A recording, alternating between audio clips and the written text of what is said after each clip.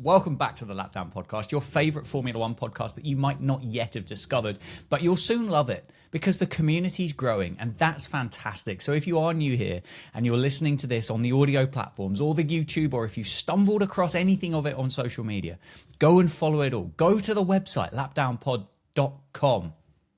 Nailed it.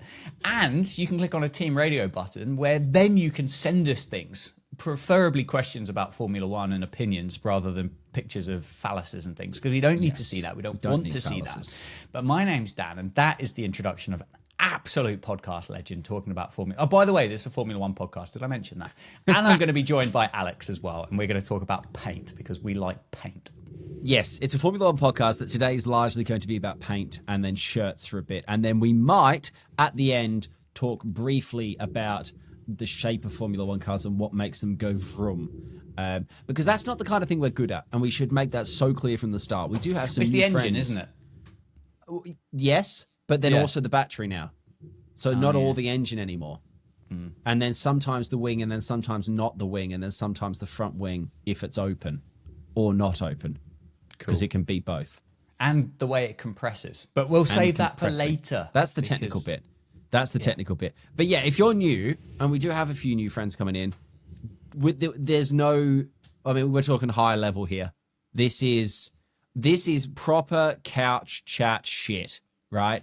But we love it, okay? There is nothing technical going on here, which is going to lead in wonderfully to the fact that the first half of this podcast is going to be talking about how pretty the colors are on some of the new cars. Because we've had 4 launches since our last episode. We had to wait quite a while. There was a gap. There was a mid-season launch break. But we now have liveries from Williams, Cadillac, McLaren, and Aston Martin. We will go through them in order. Me and you always have a little chat, don't we, as they come out. So we know vaguely each other's opinions on these, but we've got some deep diving to do. So we'll start with Williams. First of all, a brief round of applause for the fact that the car does exist, and they have driven the car now. They've shaken it down by filming it. That's not a test, but is a test, but you've got to be filming it and stuff. The car works. So what more could you want? And if you believe their official specs document, not that heavy either, which I'm assuming they can't lie on that document, but also did they have to have all 4 wheels on it when they weighed it for the document? Because that just seemed quite a reversal of fortunes. Maybe they were still waiting for Carlos to burn off whatever additional Christmas pudding that he'd had over the course of the winter break. I don't know. There's still a big part of me that thinks that they've got something that they just don't want anybody else to see. There's still a bit of me that kind of thinks along that, because as you say, if they've got that spec doc. Yes, the spec doc. There you go, abbreviations.com. Got that out there. As you said, they can't just turn around and say that their car is I don't know, an inch longer than what it is, because firstly, why would you lie about the volume of inches that you may or may not possess? And secondly, you can't, surely that's got to be quite important. It feels like the FIA and Formula One will need to know kind of how big and how wide and how up and down and bits and things actually are. I don't necessarily think you can turn around and go, no, it definitely 8 inches. Definitely 8 inches. This much. It's just cold today. Yes. So this is the thing that I'm thinking. But how did they then say it was too fat and meant they couldn't go to Spain? But now they've said that it's considerably kind of under where they need it. Like, what have they left off? If they haven't got something amazing, have they just forgotten to put something in it? Yeah, well, didn't James Vowles said, we're going back a couple of weeks here, so apologies for that. But James Vowles basically came out and said, we don't know how much the car weighs yet. And it's like, well, you obviously do, because you know everything that's going to go on that car, and you know how much all of those bits weigh. So, yeah, I'm liking your hopium, and I'm with you on that journey, because I want a good year for Williams. The paint bit, they're not off to a brilliant start, I don't think. The Williams livery is okay. I don't love it. I don't hate it. Something feels wrong about it, but I don't know what feels wrong about it. There's a lot of different blues. I'll say that. Many different hex codes going on. The Duracell's still there. So that's a massive tick in the right box. It's a good-looking business card, isn't it? I think Yeah. that's kind of how I've got to here. What's happened, and I don't necessarily hate it because other teams will do the same as well. They have gone massively sponsor heavy. I feel like they've overpromised to their sponsors when they've sat down in their marketing meetings and they've said, "Yeah, of course you can have the." Of course, they've said to Barclays and they've said to Komatsu, they've gone, "Of course you can have the side pod," and then they've got back to HQ and gone, "Shit, we've only got one side pod, but we've got two side pod sponsors. Let's try and figure this out as to how we make it happen." So they've gone out with their begging bowl. They've signed all these new sponsors, which is amazing. And I did see a piece the other day about, have you seen the comparison of the overalls from 4 years ago when George Russell was there compared to what it is now? And it was basically a plain Sparko overalls for George Russell. And now it's just an absolute kind of smorgasbord of patchwork sponsorships, which is fantastic, and it means probably Williams are heading in the right direction. And now they've had to build a livery around trying to make all of these people happy, and I think they've done okay whilst trying to keep people happy. Yeah. I mean, I said this to you, and I'm very proud of this line. It's a patchwork quilt of capitalism. Get that on a t-shirt. Yeah, they have. Sorry if you can hear in the background. I try not to while we're recording. I've been doing a lot of scrolling and typing because I've pulled up the Williams news section, because you mentioned that Williams have a lot of news sponsors. It's a wonderful thing that Williams have a load of news sponsors. I think they're getting a little bit carried away because they're titling all of them, right? They're not just, hey, we're delighted to welcome Naveen as a new sponsor. They're welcoming Naveen as the team's official asset management partner. Ooh. But it doesn't just stop there, because then they have Kraken as the official crypto and Web3 partner, as if they had others competing for that. And then Sparko is the official racewear and technical apparel supplier. There's so many. I mean, Wilkinson Sword is the official men's grooming partner of the Williams F1 team. Now, just say they're a sponsor. Do you need to label them the official men's grooming partner? And how much trouble is Alex Albon in if he shaves his pubes with anything else but a Wilkinson Sword sponsored razor at this point? Because otherwise, you're not using the official men's grooming partner gear. Zach Brown don't take selfies on an iPhone, does he? No. That's a Pixel. So Carlos, that 5 o'clock shadow better be getting sworded. Yeah. But Sparko makes sense, doesn't it? Yeah, because they need racing suits and things. That makes a lot of sense, and I'm okay with that. Does James Vowles just dabble in his lunch break in crypto trading as to why does I get the sponsorship. Yeah. Does a Formula One team, does it need a crypto trading official? And as you said, with regards to Wilkinson, what happens if Manscaped slide in the DMs of Alex Albon? I mean, does he have to report that to Williams HR to say, I've had an approach from Manscaped? Yeah. Who verifies it? How do they know? How do they know if Carlos Sainz has turned up to Bahrain and he's not used a Wilkinson Sword razor and he's actually used a Gillette? How do they do that? So I'm not going to read you all their sponsors, but there are 2 more absolute gems that I'd just like to cover off. Williams, and this is wonderful and it speaks to how well they're doing with sponsors. Williams now have Barclays as an official banking partner, right? Great. Big business. Perfect. Yeah. And you would think, well, you can only have one official banking partner. Obviously, that's why they're the official banking partner. Can't have more than one official banking partner, right? But you can have an official banking partner and an official institutional banking partner, because that's BNY. That's not Barclays. Oh. So if you're banking institutionally, must be BNY. Don't even think about going to Barclays. How do I bank institutionally? Yes, correct. Well, that's a great question that you might be able to ask the official thinking partner of Williams, which is Claude. So, just say they're a sponsor. Say they're giving us money to go on the car, right? Sparko, like you said, separate story, right? Sparko is actually providing you something racing related. They are your suits. They are your apparel sponsor. Fine. I don't need you to tell me that Claude is your official thinking partner, because I can tell you now, anytime Williams this year makes a tactical mistake, I will be coming for you, Claude, on this podcast, and I will be saying, why didn't you think better? I've had an amazing idea. Oh, here we go. I have had an amazing idea. How about at the end of every Grand Prix, we will ask? How do I access Claude? I have Claude. Don't worry. Me and Claude, fantastic. From the Lap Down podcast, we will ask Claude a Williams specific post race question to try and understand how that decision was made. Why did Alex Albon get preferential treatment over Carlos Sainz in the line of pit stops? Why did Williams double stack? Why did they not send Carlos Sainz out for a second run in Q3? All of these questions we will get the actual answers from, because they would have had to have asked Claude, because they're not able to think for themselves, because they have an official thinking partner. Correct. I love this. This is amazing. This is brilliant. Just say they're a sponsor. Fuck me. I tell you what, as well, what a pain in the arse it's going to be if they turn up in Sydney, for example, or Melbourne for the first Grand Prix, and they go around all the shops because they need a bunch of batteries, but they can't find Duracell.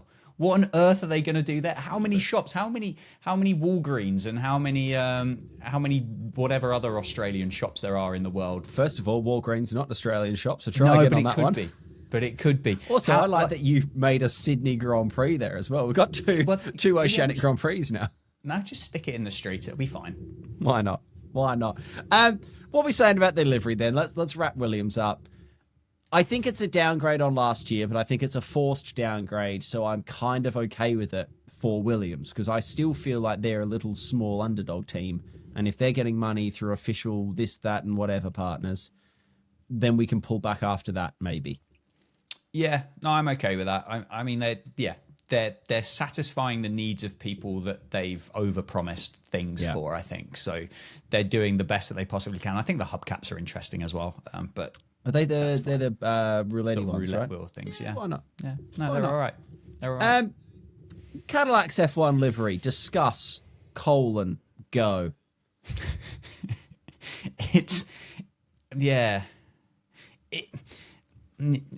I heard the word asymmetric get used about it, but it isn't asymmetric, is it? It's kind of one half is one color, the other half is another, which you'd think is asymmetric, but it doesn't really quite work in a traditional asymmetric way. It starts off as a livery of, we're not expecting much this year, please don't look at us, to look at us, we're trying to be different and creative compared to what everybody else is trying to do. And really and truly what they've managed to do is stick two incredibly shit and boring liveries together to make something that is still arguably a bit shit and boring.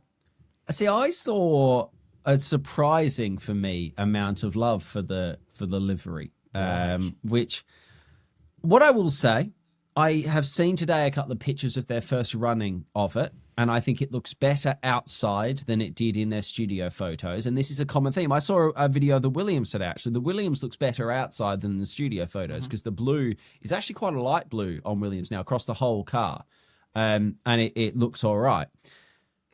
I don't know how I feel about the Cadillac. I think you said it there. I like that they're trying something, right? That's good. But then they've tried something and they've got, I'm going to mix up my dinner tonight. I have the same tea over and over again. So what I'm going to do, I'm going to season my pork with salt and pepper tonight. Not just salt. Putting a little bit of cracked black on there as well. This is a podcast. I'm supposed to use words, but the words I have for you are, It's quite descriptive. I think their testing livery might have been better than their real livery. I wholeheartedly agree with that statement. Yeah, the other thing I'm getting a little bit concerned about is the fact that we are moving towards an American audience. We want America as Formula One fans. We need America. We want more Grand Prix. We want more American fans. We want more merch sold in America, and we just need more Americanness. And we've essentially lost Haas to Toyota now. So let's just call that Japanese. And now we have Cadillac. And I'm not seeing enough stars and I'm not seeing enough stripes. No, they're trying to play it very cool, aren't they? They're trying to play it very cool. I thought when I looked at it, it looks like the livery of a fictional team in a film. It's a bit Apex GP. It looks like a livery, but it doesn't feel like a livery. It feels like it's livery adjacent. But it would be interesting to see what they can do through the year. It's a very, very blank canvas. That it leaves itself open to special livery bangers because they could look very different.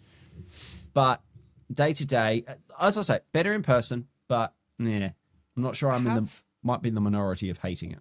Not with hating their it, marketing situations as well. Have they exclusively gone out and acquired just black and white sponsors as well? You see the domination that HP and BWT and Red Bull have over their kind of racing outfits of their Formula One motorsport dabbling. And this one, I can't help but feel that if the letters TWG on the side were forced to be red or green or something like that, it would probably just make it a bit more interesting and a bit better. And did you also see, apparently they're already being sued? Oh, I didn't see that. That feels suboptimal. Yes, it's not ideal. They appointed a famous director whose name escapes me because I don't really understand celebrities and how that works. And then they took the idea that this person had put together for them, sacked the person that they'd employed to put together the idea, and then ran with their idea in the first place. Oh, yeah. Not great, isn't it? Yeah, it's got a whiff to it. It has a whiff to it. I hadn't clocked the color thing, by the way. It's a very interesting point that because I feel like Claro, how are we saying it? Yeah.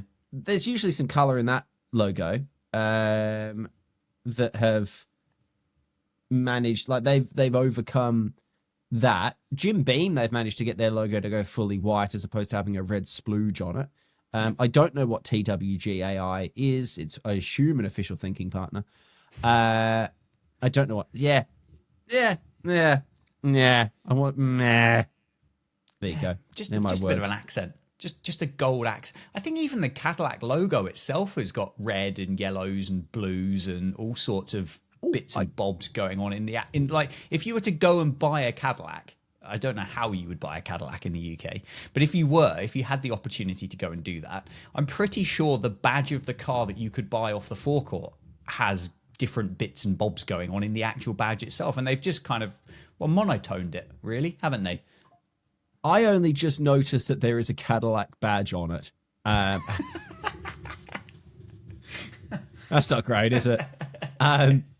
It's at the top there, isn't it? It's on the, it's down the fin. Down the fin. Might be on the nose as well. Yeah, that should probably be more. But not that I would ever necessarily advocate for we need to make sponsors more obvious, but that you should probably be able to see that. But I guess other teams don't necessarily make their logo that obvious. There's no Ferrari logo on the side of the Ferrari, is there? Or the tiny one, but yeah. Okay. McLaren is the same one again. But I think it's the best one of the same one. Like it is the same base livery, but I think particularly in the side-on shot, it's the best version they've made of that same livery. Yeah, they're a more advanced version of what we've got from Williams now, aren't they? They're very sponsor-led, sponsor-driven.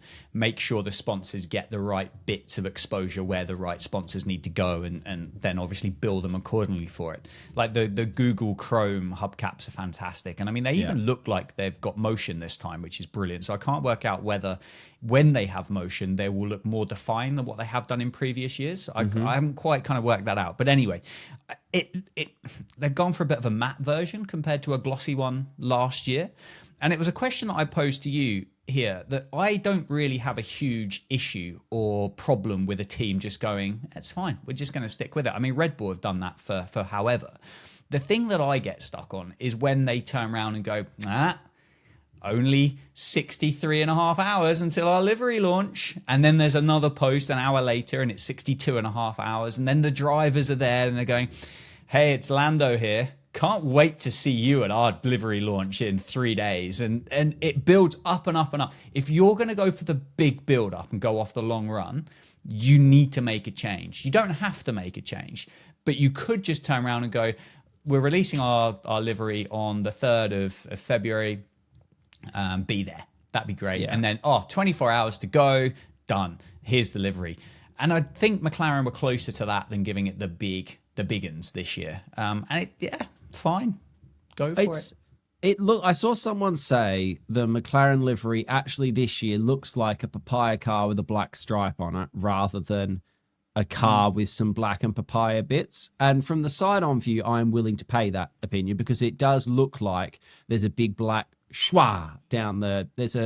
It's got a forward slash. It's a URL of a livery. It's got a forward slash down it, but it does actually make sense and it does seem more cohesive. I love that they made us wait until the 8th of February to reveal essentially the same livery again. But yeah, it's fine. It's still a nice looking car as well. It's not as if they're iterating on a bad livery. It's a perfectly serviceable livery. It's just not necessarily the most exciting it could have been. I don't think. The overalls, by the way. Have you seen the new driver suits for McLaren? Have I? I don't know, actually. Let me... fucking papaya. I'll tell you that right now. There's a video of Oscar talking about the new race suits. And don't want to put words in his mouth, but he seems to spend a lot of the video trying to really politely say, I look like a fucking traffic cone. Because they are so orange everywhere. Yeah, I kind of like them. I think they're all right. They're not. You wouldn't buy them, would you? No. You wouldn't pop down to your local motor racing overall shop and go, yeah, I'll have the bright orange ones, please. You'd go for a little bit more understated because you wouldn't want to draw attention to yourself. But if you're going to go and work for a company like McLaren, go and get your paycheck each month and stuff like that, and you're given this as a company uniform, like, just suck it up, pal.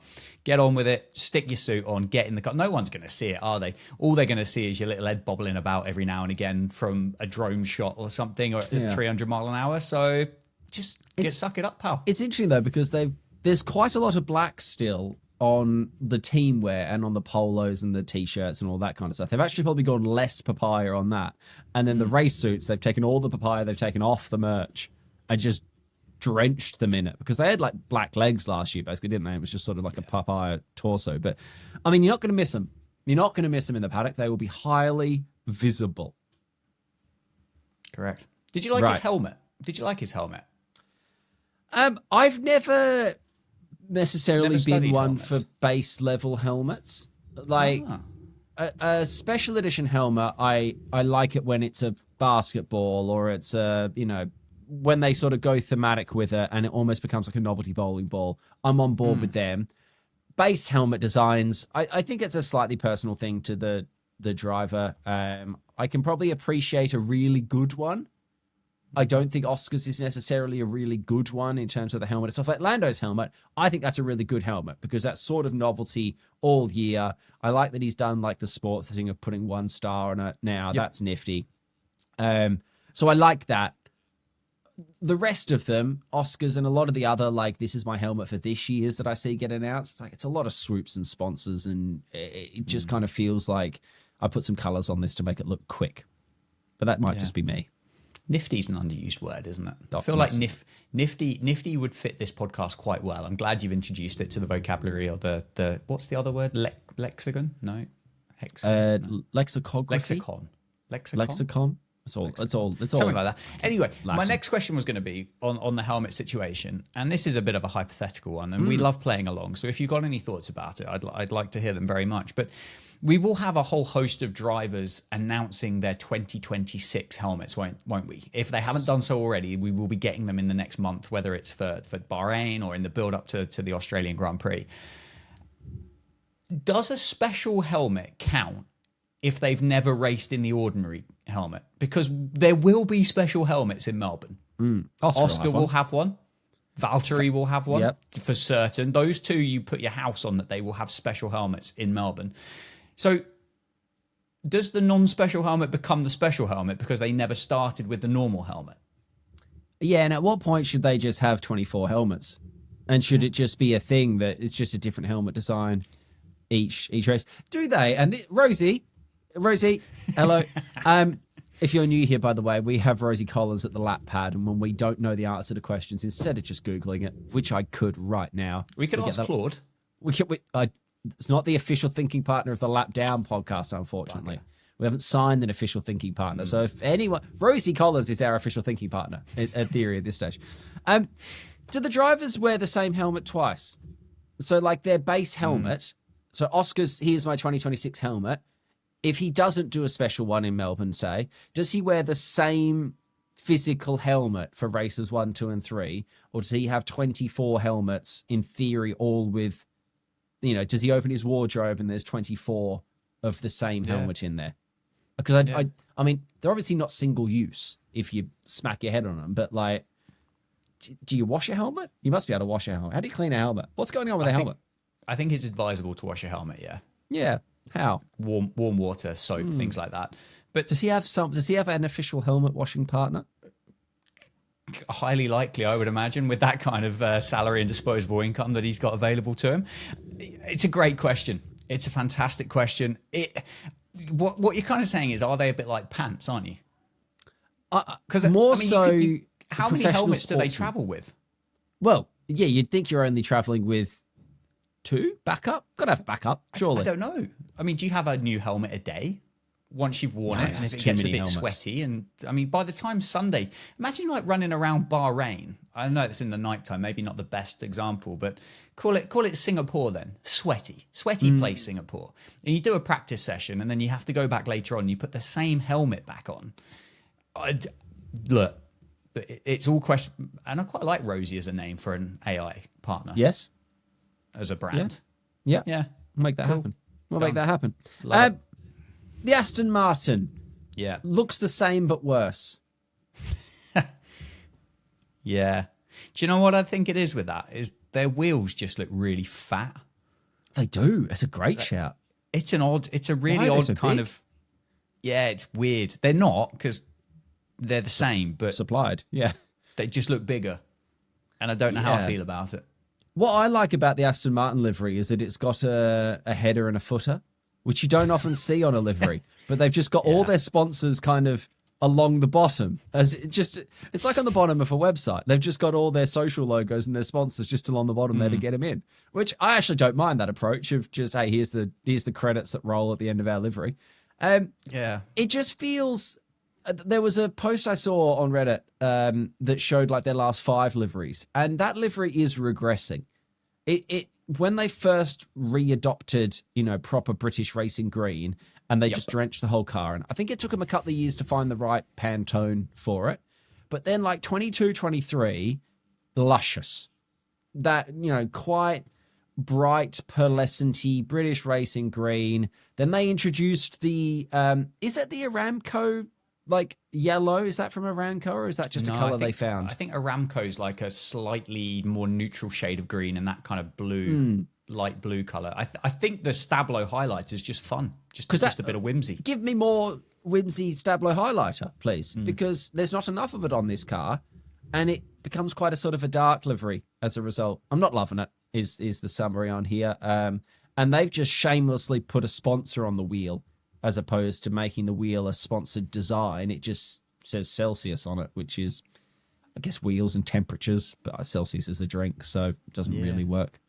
Yeah, they could have made it look like a can, couldn't they, to open a can top of a can. But yeah, it's not great, is it? I mean, they say there's a cliche of saving the best till last, and that definitely has not been done. And you can't even rely on them on a good special one. No.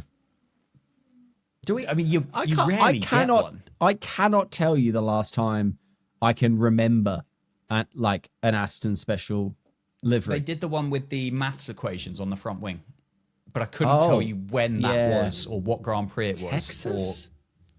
Honestly, I couldn't tell you. It definitely last year. It's not special. But other than that, yeah. This is it. This is what you get from Aston Martin for the rest of it. I don't even think they're that asked about. You'd think that Canada would be one that they would do one to make Lance feel a bit better about himself. You think the UK would be one because of what they could do there. You'd think Saudi would be an absolute banker with obviously Aramco chucking a whole heap of money towards them. 2 chances in Spain this year. True, yeah, but Lance is the special one, isn't he? Yeah, correct. Lance is the favoured one. So yeah, it's crap. There you go. At the start of the podcast, when I spoke directly to our new listeners and I said, settle in for some high level stuff here, I'd just like to take this opportunity to say we are approaching in 6 seconds the 30-minute mark of this podcast. We have only talked about paint so far. There's about 15 minutes to go. So we're 2/3 of the podcast is paint. We're now going to get on to the clothing, the body paint business. So we're keeping it important.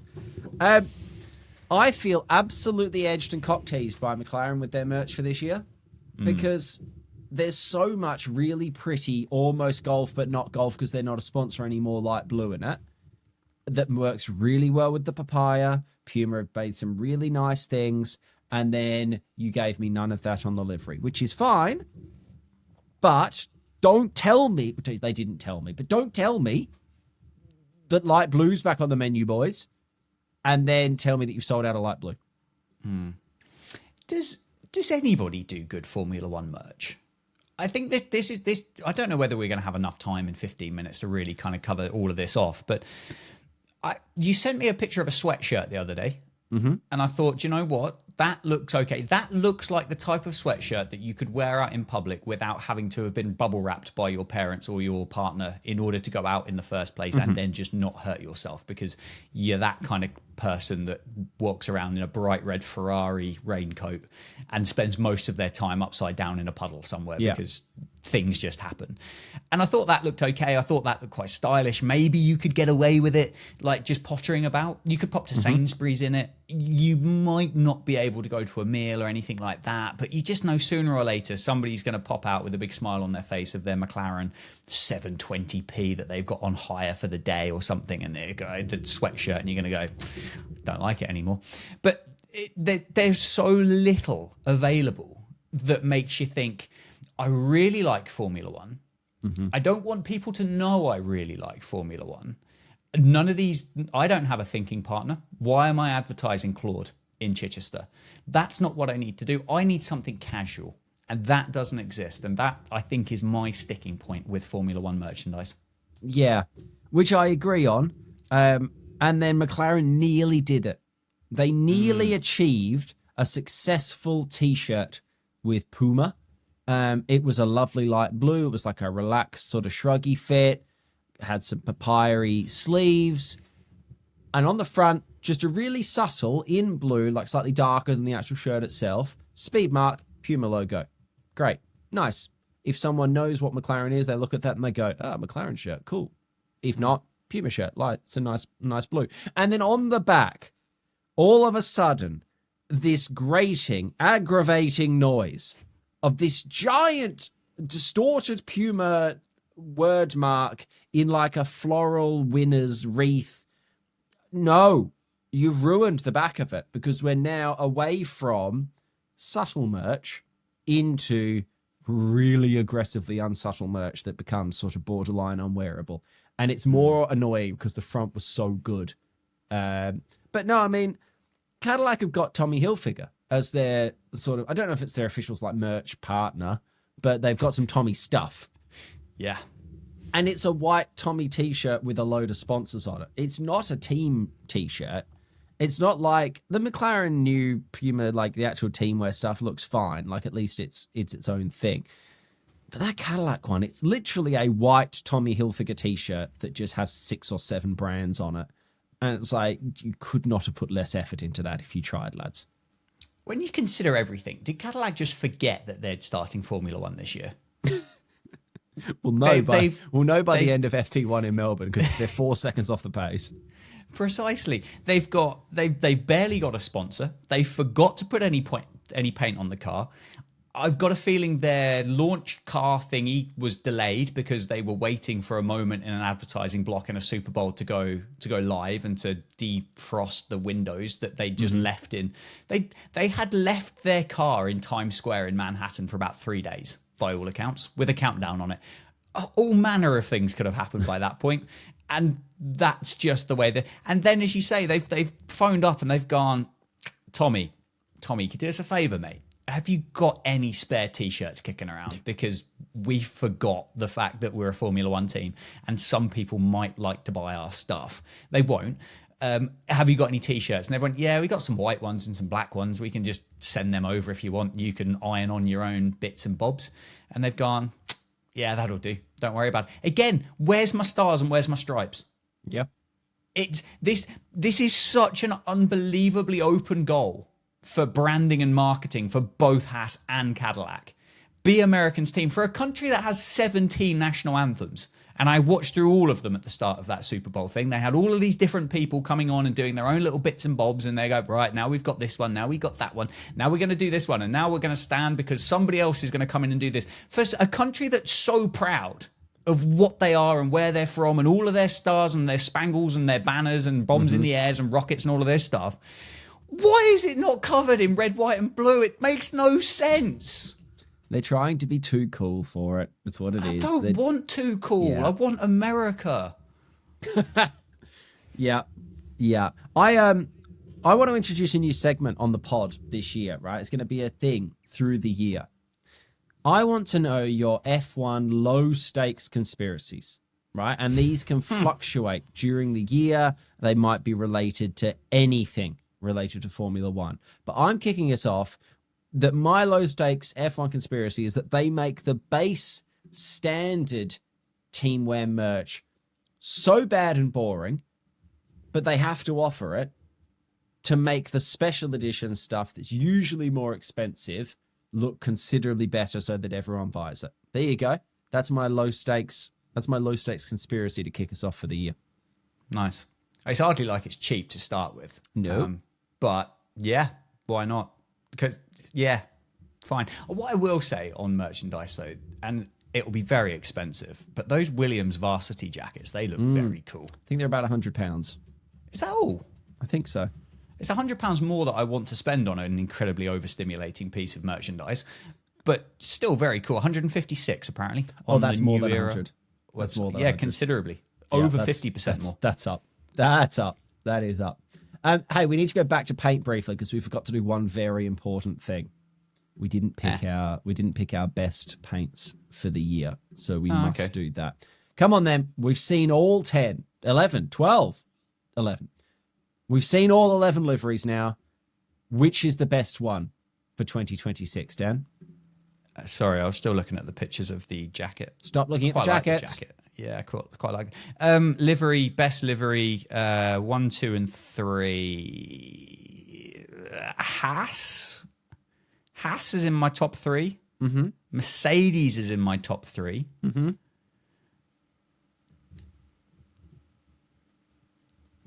And then, then I'm a bit stuck after that. It's a pretty mid-year for liveries, isn't it? There's no out-and-out absolute runaway bangers. I would agree with you that Haas and Mercedes... Yeah, you know my thoughts on that. Haas and Mercedes, I'll agree with you on. I think they're... And I'll give them 1 and 2. I still think the V-carb is nice. I just think it looks like a nice racing car livery. The Audi is growing on me in a weird way. I saw it on track. Like a fungus. It was growing in, but like a good fungus, like a shiitake type fungus, like a good... Right, not like a good verruca. mushroom. No, like a good mushroom. So, you know what? Because they're different than you, I'll give Aldi my I said Aldi. Okay. Did I say Aldi like the supermarket then? You did, yeah. Aldi. Lidl are going to be devastated. Close enough. Official supermarket partner of Audi. I'll not go Mercado Libre. I'll go the Haas, the Mercedes, and the Audi. Okay. 1, 2, 3. In that order. Nice. Mm-hmm. I've just noticed actually about the Audi one, and I love it. How much did BP pay for their tiny little sticker on the back of the fin there for the Audi? Because that is barely legible. It is. And it's so small. And that's probably worth 7 figures. Well, it's green on an otherwise black, red, maybe orange, maybe pink and silver livery. So amazing. Right, we are the best part of 40 minutes into this podcast. Should we talk technically about F1 for a bit? Sure. Because you've made an actual technical observation about the cars. Even though they're not necessarily the cars, but they're sort of the cars that we've seen. They're probably an old version. But let's hit me with your technical observations. Here we go. Technical time, everyone. We'll keep it quite highbrow because I Yes. think that's the best way to do it. But there was a post by Motorsport 1924, which I believe is like a magazine type thing in the UK that you can get, and they put 10 of them side by side because Aston Martin hadn't been released by that point, so I don't know what the Aston Martin looks like, but they're so different. They're so phenomenally different when you look at it. When you look at the air boxes at the top across all of it, you've got some real fat, chunky ones on the Red Bulls, and you've got some really what look like quite dainty and delicate ones on the McLaren and the Toyota, sorry, the Haas. And then the Ferrari one looks like they've not finished it, which is interesting to say the least. Then the side pods. Some of the side pods go up and then down. Some just go straight down. Like if you compared the McLaren side pod to the Audi side pod, you'd think they were racing in two different specs of Formula One things. And then this is where we get really technical because I don't actually know what the words are, but you've got like fins behind the front wheels. Yeah. Okay. Good. Are we saying welcome back barge board? Are we calling them a barge board? I don't know because I'm talking about the more kind of up and downy bits rather than pre that. Yeah. And I mean, they're all different manoeuvres, shapes and sizes and textures and fins. Like again, the Audi one barely looks like they've got one. And then when you compare it to the Ferrari one, which basically pops up almost north of the wing mirrors, look, I don't know. I think as it stands at the moment, we're in an all manner of who knows what the hell is going to happen the first time these boys go racing type situation. And I really hope it is like that as well. Yeah. I will say if you have got the Audi Envision there, because they painted my hole on the inside there, doesn't half look like a shark, does it? On the side there, that looks like an angry jumping shark. I was thinking more blood around the mouth, but lipstick could also be tarted up. Absolutely. But this is the best bit about F1, right? And I think people forget this. They might not do. They might do. Ultimately, and we've definitely talked about this on the pod before, ultimately F1 is a car building competition that we also need a bag of meat to drive each one of these cars because the robots can't do that bit. So we have a second competition to also see which of those bags of meat can do that the best. But first and foremost, it's about take this recipe to make this cake, show us all your cakes, who can make the best cake. And it's, hey, we're making a chocolate cake. If someone decides to put fucking beetroot in it, because that actually makes chocolate cakes really good, well, the rules didn't say that I couldn't have a chocolate and beetroot cake, so I put beetroot in it. If you're angry because you didn't think about putting beetroot in it, that's your problem. So, like, the compression ratio stuff, I'm not going to try and understand what the fucking compression ratio is, but if Mercedes have managed to correctly read the rules as written and find a loophole or a way around that or whatever, that is exactly what F1 is meant to be. That is doing F1 to the best of your ability. And if other teams are protesting it, then you know you're doing something good. Unless it's too good and then it gets banned.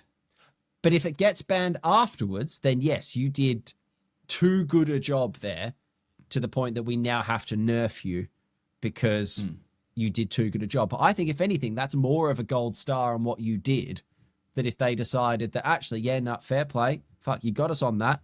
Not again, because we don't want you just dominating for the rest of this with that.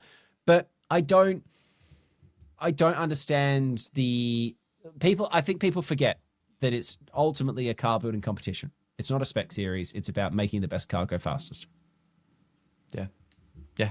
No, you're right. And it's a fascinating time, isn't it, with the new rules and the new regs as to what these things are actually going to look like. We've got a fair idea that Mercedes is an absolute piss missile.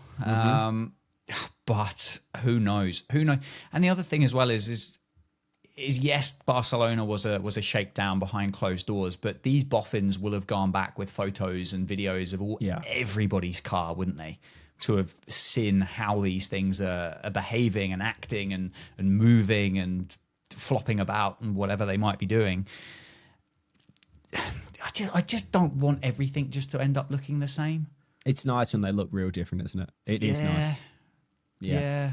Well, we find out tomorrow because testing is back tomorrow, but you don't get to watch it until the last hour, and then you can watch it. Hey? So, yeah. Not fully broadcast, test 1. Test 2 is, I think. Test 1, broadcasters are allowed to show the last hour of running for the day and then can also do a highlights. So there's a Ted's notebook, but there's only the last hour of the day can be watched because reasons. Sure. I'm not going to try and explain that further than that. We've got one more email. We've got some predictions coming in. And if you are new, you can also still get your predictions in because until the season starts, okay, a couple of these you are disqualified from now because there was some paint-based predictions. But anything that we haven't already had spoiled for us, you can get involved with, which Dan number 2 has done. Dan, as ever, has sent us a wonderful email that I will not read all of. I will keep that for us, but I will go through Dan's predictions for you so we can add these to the spreadsheet. teamradio@lapdownpod.com is where you can email in, or you can go to lapdownpod.com and hit the Team Radio button up the top, and you can send us your predictions on these, as well as anything else apart from your phallus. So, Dan reckons winning the World Championship will be Lando Norris, going back to back.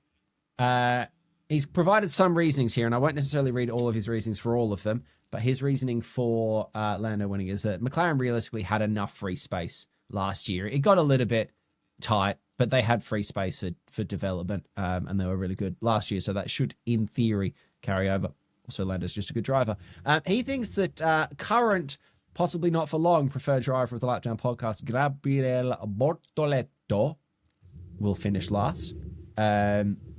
He thinks McLaren will win the constructors for the same reason that Lando will win the drivers. That feels logical. He thinks that VCarb will lose the constructors, which is interesting.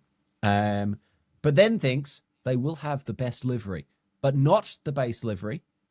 Specifically, VCarb, and this is now word for word, VCarb will run a special edition livery in the summer, somewhere between Canada and Hungary, to coincide with Red Bull's summer edition flavor. Now, he does clarify, he has no insider info on this. All he knows is what the color of said summer edition can will be, but he does tease us that if they do base it on that, it will bang. So what I am going to say, Dan, is I am going to need you to please send me some of those cans at your earliest convenience, please and thank you. He thinks the best race of the year will be at Baku because they are slightly smaller cars, long straight, there's some power problems there and potentially some overtaking fun and games. He thinks the worst race will be Abu Dhabi because there won't be any titles up for grabs, so it will all be slightly pointless at that point. Who will be the first DNF? He says, towards the end of last year, my Ferrari fan friends were already on the hype train that the Scuderia were going to be so back in 2026, and he agrees. Ferrari will get the accolade of the prestigious first DNF, and it will go to Charles Leclerc. Brilliant. Biggest positive surprise. The Vegas episode of the Lapdown podcast will be over an hour long due to the amount of bangable special liveries. Don't mind that. I don't mind that at all. From Vegas? From Vegas. Sick. He said, well, no, we won't be in Vegas, but we will be on the Vegas podcast. We might be. Who knows? Depends if we get an official Vegas partner. That could happen. Biggest disappointment of 2026. Oh, mate, Mr. Kardashian, Louis Hams. Second season with Ferrari. Surely it can't be as bad as last year. Sadly, I think the Ferrari will be the car that kills Hamilton, says Dan number 2. And finally, number 9, the utterly random moment for 2026. With the brand collaboration between F1 and Nestle, the trip from the track to the hotel in Vegas post-race will not be done in a Lego car driven by Terry Crews this year. Instead, it will be done in some sort of Kit Kat chocolate vehicle. I love that. Do you know, I would love to see an actual chocolate car. Yes, please. It's like properly genuine, not just painted brown, like just actual chocolate. Lickable car.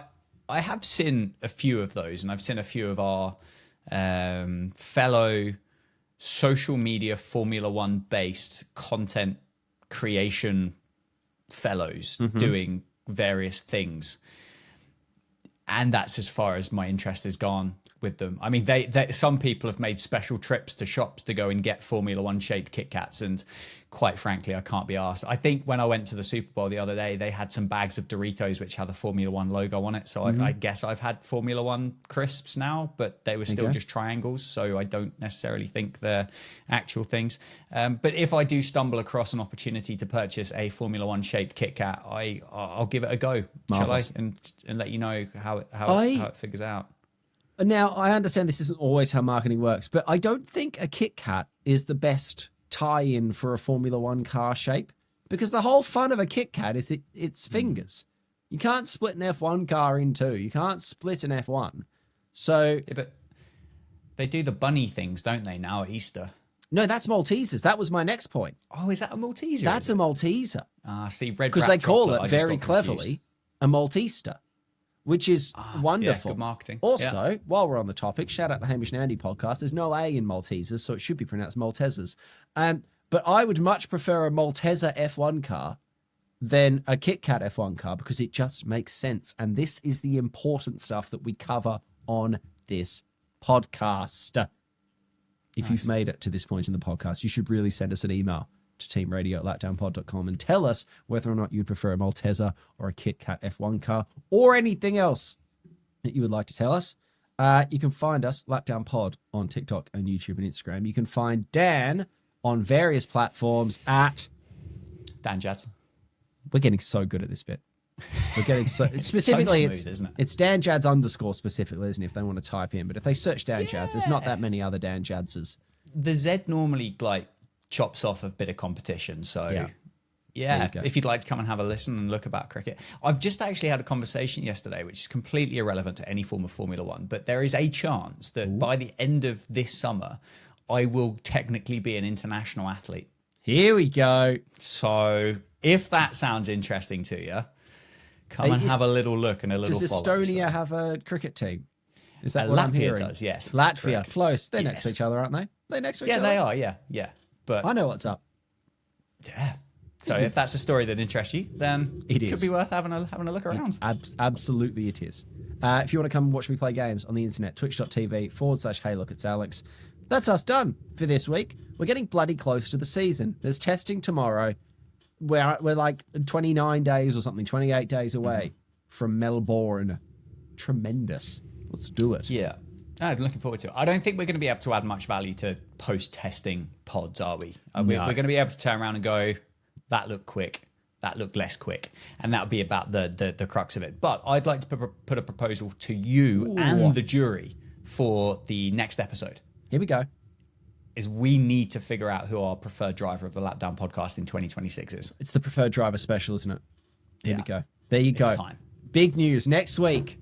The preferred driver special. Here we go. Let's make it happen. Thank you for listening.